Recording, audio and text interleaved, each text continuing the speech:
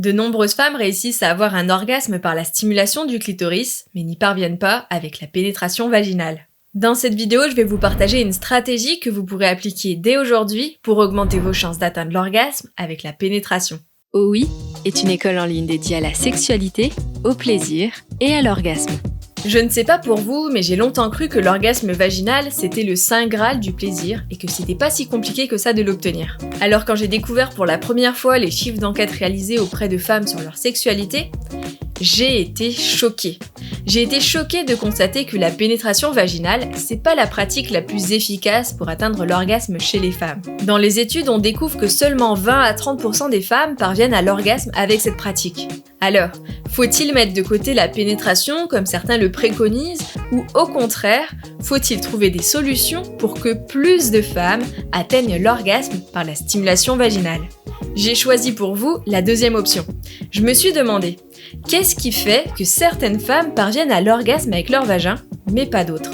Comme souvent face à des problématiques humaines, plusieurs facteurs peuvent rentrer en ligne de compte. Il y a d'abord le facteur biologique, anatomique, qui est que, contrairement au clitoris, le vagin ne comporte quasiment pas de récepteurs sensoriels superficiels.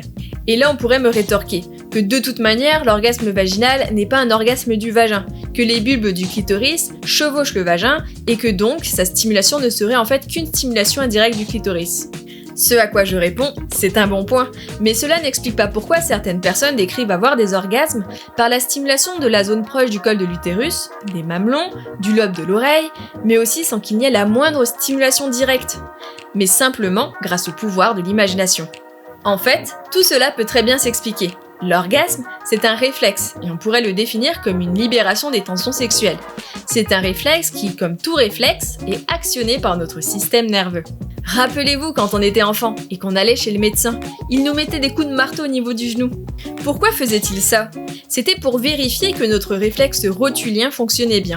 Et pour faire fonctionner le réflexe rotulien, il ne suffit pas juste d'effleurer le genou ou de le caresser. Non, il faut qu'il y ait une percussion et une certaine intensité. Pas trop forte, mais quand même assez forte pour que le réflexe se déclenche.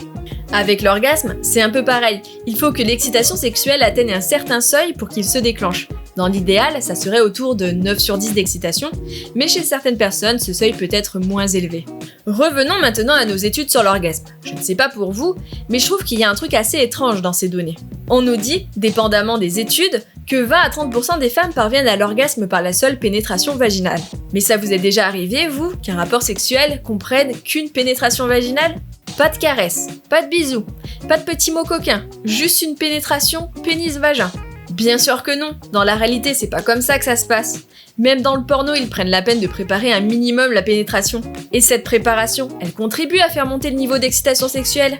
Si au moment de la pénétration, la femme se trouve à un niveau de 7 ou 8 sur 10, il n'en faut pas beaucoup pour lui permettre d'atteindre l'orgasme avec une stimulation vaginale. Vous voyez ce que je veux dire ? Si une femme se fait pénétrer alors qu'elle se trouve à un niveau d'excitation de 4 sur 10, ça va demander beaucoup de stimulation supplémentaire pour parvenir à la faire jouir de cette façon.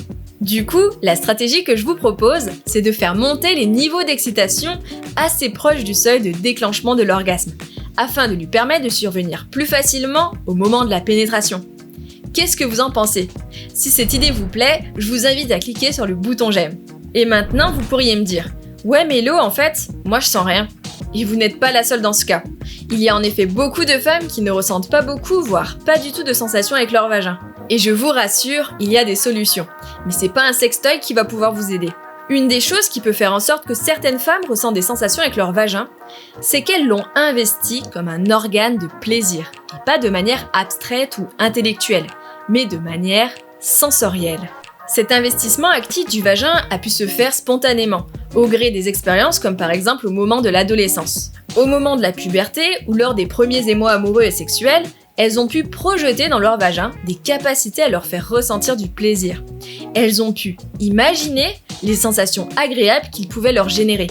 Elles ont pu aussi envisager leur vagin comme un organe pouvant susciter chez l'autre des sensations agréables, des sensations d'enveloppement, de proximité, de douceur et de chaleur. Ces attentes positives, ces projections imaginaires ont pu prédisposer leur cerveau, ont pu créer des connexions neuronales pouvant s'activer ensuite beaucoup plus facilement au moment d'une stimulation réelle de leur vagin, comme par exemple au moment d'une pénétration.